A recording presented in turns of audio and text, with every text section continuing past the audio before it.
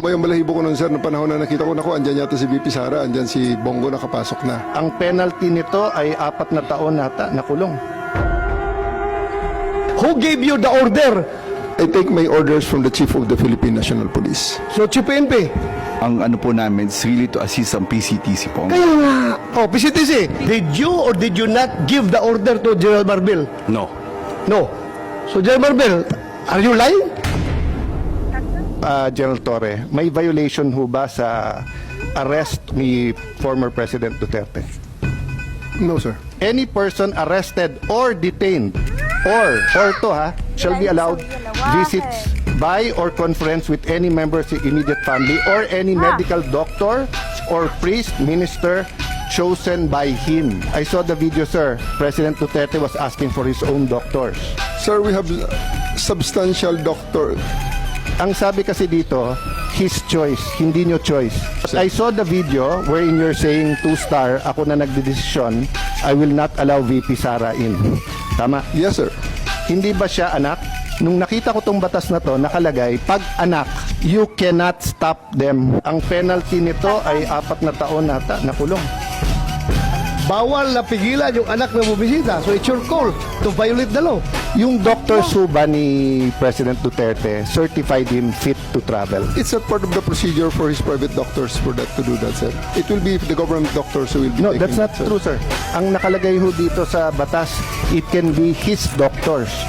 Magiging inutil yung batas if you invite your doctors and then they cannot certify. So, ang mangyayari nun, if they certify hindi pwede, sinertify ng gover doctor pwede, korte ang magsasabi at kakasuhan yung doktor na nagkakamali. But if you tell me, sir, okay naman siya, o tignan mo. The law is clear eh. Hindi naman ikaw magsasabing sufficiente, hindi. But you're supposed to allow all of his doctors in right away and you're supposed to allow his family members there and not deny them. So, who give the order? Sino nagbigay sa'yo ng order?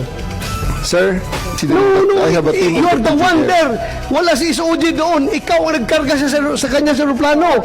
Kaya tinatanong kita, who gave you the order?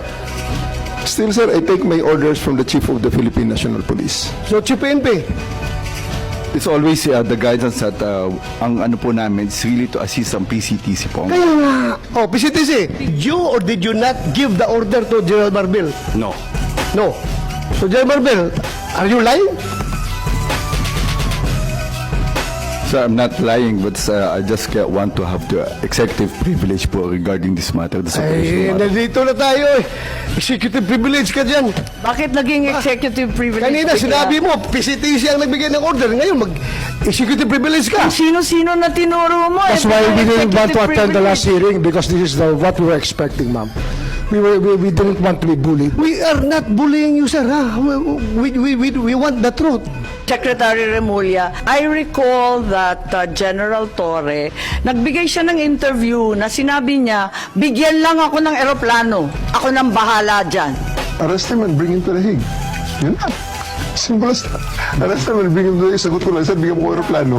O di ayos. So Secretary Remulla, nagpa-interview na si General Torre. We're not bullying him. He voluntarily gave this interview. Sinabi niya na siya talaga. Paano ba yun? Sino nag-utos sa kanya? I gave them the advice. That, So kayo number ang one, nagutos? serve the warrant of arrest. And number two, surrender him to the Hague. That's what the law provides. So, sir, you're the one giving the orders.